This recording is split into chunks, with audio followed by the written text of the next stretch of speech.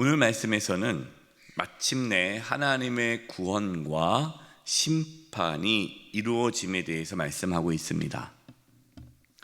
하나님은 악인이 죽는 것을 기뻐하지 않으시죠. 죄인이 하나님의 심판받는 것을 기뻐하지 않으십니다. 악인이 돌이켜 회개하여 살기를 원하십니다. 하나님께서 심판하시겠다. 요한계시록을 통해서 계속해서 하나님의 화에 대해서 말씀하신 것은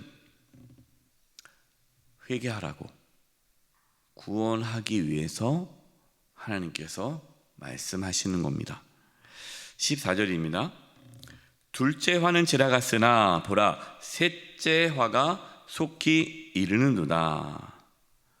둘째 화가 지나갔다는 거예요. 그럼 첫째 화가 있었고, 둘째 화가 있었고, 또 이제 셋째 화가 온다는 겁니다. 아니, 화를 한 번만 딱 내시면 되지 왜 이렇게 첫째, 둘째, 셋째 이렇게 하실까? 그 이유가 뭐라고요? 회개할 기회를 주시는 것이다. 하나님께서 우리에게 회개할 기회를 주실 때에 회개해야 합니다. 하나님의 징계가 있는데 그 하나님의 징계를 깨닫지 못하고 계속해서 악을 행한다면, 죄악 가운데 있다면 안 되겠죠. 그래서 우리는 죄를 지을 수밖에 없는 연약한 자들이죠. 그때마다 하나님께서 말씀을 통하여 또 여러 통로를 통해서 죄를 깨닫게 해주십니다. 그때 고집스럽게 계속 그렇게 살아서는 안 되죠. 회개해야 합니다. 돌이켜야 합니다. 우리가 살아있다는 것, 지금 우리가 오늘도 하루도 하나님께서 우리의 생명을 살게 하셨다는 것은 회개할 수 있는 기회를 주셨다라고 생각하면 됩니다. 늘 자신을 살피고 하나님 앞에 바로 설 수 있기를 바랍니다. 15절이에요. 일곱째 천사가 나팔을 불매 하늘에 큰 음성들이 나서 이르되 세상 나라가 우리 주와 그의 그리스도의 나라가 되어 그가 세세토록 왕노릇 하시리로다 하니. 마지막 일곱째 천사가 나팔을 불 때에 온 세상은 예수님의 나라가 된다라고 말씀합니다. 예수님께서 왕노릇 하신다라는 거예요. 이 말씀은 이제 예수님의 재림이 이루어져서 하나님의 심판, 마지막 심판이 이루어짐을 말씀하고 있습니다. 예수님께서 만왕의 왕으로 이제 오신다라는 뜻이죠. 지금 이 요한계시록 말씀을 듣고 있는 초대교회 성도들은 박해 중에 있지 않습니까? 그리고 그때는 로마 시대예요. 누가 주님이죠? 황제가 주님이에요. 황제를 퀴리오스 주라고 부르는 것이죠.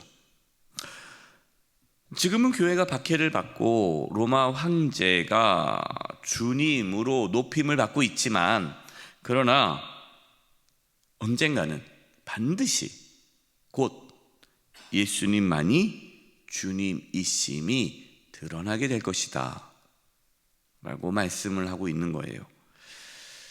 예수님이 재림하실 때에 모든 자가 예수님의 영광을 보게 될 것이다. 그리고 예수님을 주님으로 모시지 않은 자들은 심판을 받게 될 것이고 후회할 것이다 라는 것이죠. 16절입니다. 하나님 앞에서 자기 보좌에 앉아있던 24장로가 엎드려 얼굴을 땅에 대고 하나님께 경배하여. 하나님 앞에 있던 24장로는 신약과 구약을 대표하는 성도들, 그러니까 구원받은 성도를 의미한다고 말씀을 드렸어요. 그러니까 예수님을 믿는 성도들은 얼굴을 땅에 대고 하나님께 경배할 것이다 라는 것이죠. 바로 이 모습이 지금 환난과 고난 가운데 있는 성도들이 해야 할 모습이다 라는 것이죠. 이 세상이 전부고 하나님의 심판이 없다면 교회를 향한 박해는 성도들의 소망을 빼앗아 가겠죠. 초대교회 성도들은 여전히 박해 가운데 있고 여전히 순교자가 나오는 그러한 극심한 고통 가운데 있지만 성도들이 하나님을 경배하며 예수님께 온전히 찬양과 영광을 돌려야 함을 말씀하고 있는 것입니다. 이렇게 할 수 있는 것은 소망이 있기 때문이죠. 천국에 대한 소망. 자, 그럼 우리는 지금 어떻게 예배를 드리고 있습니까? 17절입니다. 이르되 감사하옵나니 옛적에도 계셨고 지금도 계신 주 하나님 곧 전능하신 이여 친히 그 권능을 잡으시고 왕 노릇 하시도다. 그러니까 예배라는 것이요, 그냥 순서에 의해서 찬양하고 기도하고 말씀 듣고 예물 드리는 그것이 예배다라고 생각해서는 안 되죠. 예배에서 가장 중요한 것이 무엇일까요? 예배에서 가장 중요한 것은 눈에 보이는 행위가 아니라 마음입니다. 예수님께서 말씀하셨잖아요. 어디서 예배를 드려야 됩니까? 여기서도 말고 저기서도 말고. 그 말은 뭡니까? 예배를 어디서 드리느냐, 예배를 어떻게 드리느냐, 예배 순서가 무엇이냐, 이게 중요하지 않다는 거예요. 그럼 예배에서 중요한 건 뭐냐? 하나님은 영이시니 영과 진리로 예배를 드리라라는 것이죠.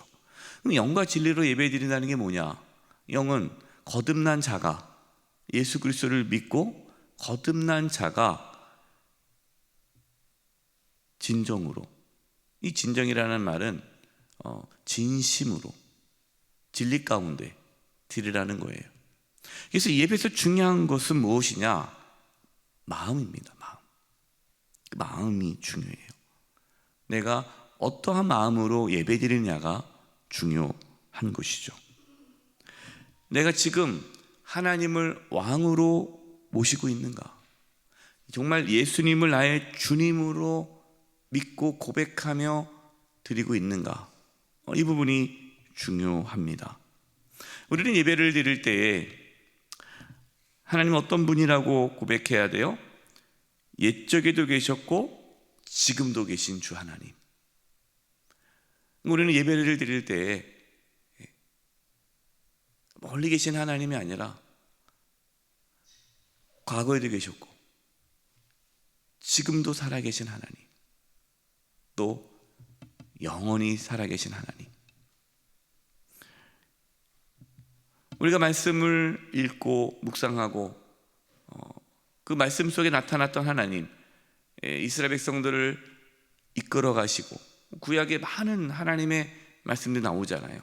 그리고 신약에도 하나님의 말씀이 얼마나 많은 하나님의 살아계심이 나타납니까? 예수님의 이적과 기적, 예수님의 살아나신 부활,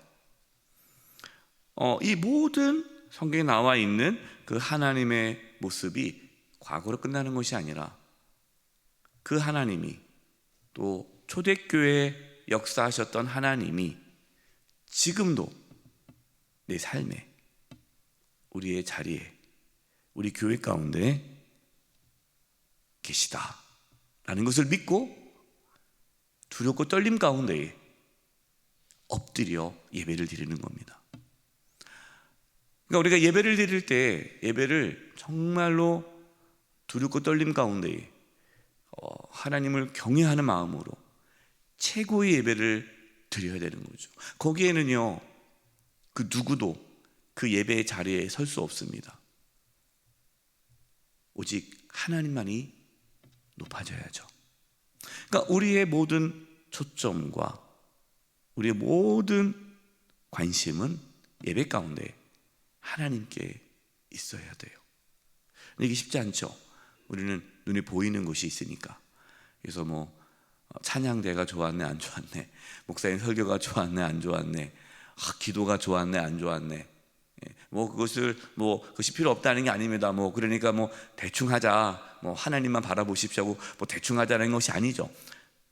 우리의 예배를 드릴 때 우리의 모든 초점이 하나님께 있어야 되며, 내가 하나님을 왕으로 지금 섬기고 있는가, 내 삶에 예수님을 내가 주님으로 모시고 있는가, 그렇지 않다면 주님 앞에 회개하는 마음으로 엎드려 다시금 예수님을 나의 주님으로 모시겠다고 결단하며 고백하며 드리는 것이 예배다라는 것이에요. 그래서 예배 가운데 회개가 있어야 되는 것이죠. 우리가 하나님께 감사하며 예배를 드리는 이유, 하나님만이 살아계신 분이시고 하나님만이 처음과 끝이시기 때문에, 하나님만이 창조주요 심판주이기 때문에 우리가 하나님께 예배를 드리는 겁니다. 이 부분이 중요해요. 이것을 알지 못하면 우리는 예배자로 설 수 없고 하나님을 온전히 섬길 수 없습니다. 어떤 분들은 그렇게 얘기하죠. 목사님, 지금 저 예배 드릴 기분이 아니에요. 속상하다는 거죠. 예배는 내 상황과 내 처지에 의해서 드리는 게 아니에요. 하나님께서 지금까지 나의 삶을 지켜주셨기 때문에, 도와주셨기 때문에 하나님께 예배를 드리는 것이 아닙니다. 하나님은 찬양받기에 합당하시기 때문에 예배를 드리는 거예요. 그래서 몸이 아파도 가난해도 일이 잘 되지 않아도 환난과 고난 가운데 있어도 하나님께 예배를 드릴 수가 있는 거죠. 지금 초대교회 보십시오. 얼마나 힘듭니까? 얼마나 많은 박해 가운데, 고통 가운데 있습니까? 하나님께서 안 지켜주시잖아요. 기도해도 감옥에서 나오지 못하고 있잖아요. 살려달라고 기도했지만 순교를 당하잖아요. 어떻게 보면은 하나님께서 침묵하시는 것 같기도 하고 하나님께서 버리신 것 같기도 하는 그러한 상황 가운데 있지만, 그러나 초대교회 성도들 살아계신 하나님께 예배하며 경배하며 찬양할 것을 말씀하고 있습니다. 여러분, 이것이 예배예요. 이것이 신앙이에요. 저와 여러분, 어떤 상황에서도 하나님만을 높일 수 있기를 바랍니다. 하나님만을 찬양할 수 있기를 바랍니다. 18절입니다. 이방들이 분노하며 주의 진노가 내려 죽은 자를 심판하시며 선지자들과 성도들과 또 작은 자든지 큰 자든지 주의 이름을 경외하는 자들에게 상 주시며 또 땅을 망하게 하는 자들을 멸망시키실 때로소이다 하더라. 예수님께서 더디 오시는 것은 단 한 사람이라도 더 구원을 받기 위해서 더디 오시는 겁니다. 하나님께서 세상을 사랑하셔서 세상을 구원하시기 위해 예수님을 이 땅에 보내주셨습니다. 하지만 하나님의 심판은 계속 미룰 수가 없는 것이죠. 하나님의 때에 이제 하나님의 심판이 이루어집니다. 그때는 예수님 믿지 않고 하나님을 대적한 자들은 모두가 다 심판을 받게 될 것이다. 그리고 선지자들과 성도들은 상을 받게 될 것이다 라는 말씀이에요. 여기서 작은 자나 큰 자나 말하죠. 이 작은 자는 어떤 자예요? 사회적으로 약자, 그러니까 세상적으로 별 볼 일 없는 자들, 병든 자들, 소외된 자들. 그러나 그들이 세상에서, 이 땅에서 아무것도 이루지 못한 것처럼 보이는 사회적인 약자라 할지라도 그가 예수님을 믿고 하나님을 경외하는 자라면 하나님께 상을 받을 것이다. 하나님은요, 하나님을 위해서 어떠한 위대한 일을 했느냐 안 했느냐 그것을 따지지 않으세요. 오늘 말씀 보니까 작은 자나 큰 자나 내가 어떤 일을 했든지 어떤 일을 못했든지 중요한 게 뭡니까? 내가 하나님 앞에 무슨 일을 했느냐가 중요한 것이 아니라 하나님을 경외하고 있느냐가 중요하다는 거예요. 어떤 분들은 하나님을 위해서 내가 많은 일을 했다 자랑합니다. 그냥 가만히 보면은 자랑하는데 그 속에 하나님의 경외함이 없는 거죠. 자기만 높아지는 거예요. 여러분, 그건 상이 없습니다. 하나님을 경외한다는 건 나는 무익한 종이라, 내가 아무리 많은 일을 해도 내가 한 게 아니죠. 하나님이 나를 통해서 그 일을 한 것뿐이에요. 하나님을 경외하는 자에게 하나님께서 상을 주십니다. 저 여러분, 이 땅에 살면서 하나님만을 경외하기를 바랍니다. 하나님은 다 아세요. 그리고 반드시 상을 주시고, 또 하나님을 경외하지 않은 자는 심판하십니다. 19절입니다. 이에 하늘에 있는 하나님의 성전이 열리니 성전 안에 하나님의 언약궤가 보이며 또 번개와 음성과 우레와 지진과 큰 우박이 있더라. 드디어 하늘에 있는 하나님의 성전이 열립니다. 이 하나님의 성전은요, 새 하늘과 새 땅, 새 예루살렘 성, 천국이죠. 천국이 열렸다. 이제 하나님의 심판이 이루어지고 이 땅에 있는 모든 성도들은 구원을 받게 되는 순간이죠. 여기서 성전 안에 언약궤가 보인다라고 했습니다. 이 언약궤는 무엇을 의미합니까? 하나님의 임재를 의미해요. 그럼 천국은 어떤 곳이라는 거예요? 하나님의 임재, 하나님이 계신 곳이라는 거죠. 천국이 왜 좋은가? 천국이 뭐 눈물도 없고 슬픔도 없고 아픔도 없고 금과 은이 깔려 있어서 그래서 좋은 곳이 아니라 하나님이 계셔서 좋은 곳이죠. 지옥은 하나님이 계시지 않은 곳이에요. 하나님이 버린 곳이에요. 이게 지옥이죠. 우리는 이 땅에서 하나님과 함께 살아감으로 천국을 경험하며 살다가 천국에 들어가게 될 것입니다. 번개와 우레와 지진과 큰 우박은 하나님의 심판을 상징하죠. 이렇게 하나님의 구원과 심판은 동시에 이루어집니다. 예수님 곧 오십니다. 먼저 오실지 모르겠죠. 그러나 곧 오십니다. 늘 깨어 주님을 맞이할 준비를 하는 저와 여러분 되시기를 주님의 이름으로 축원드립니다. 기도하겠습니다.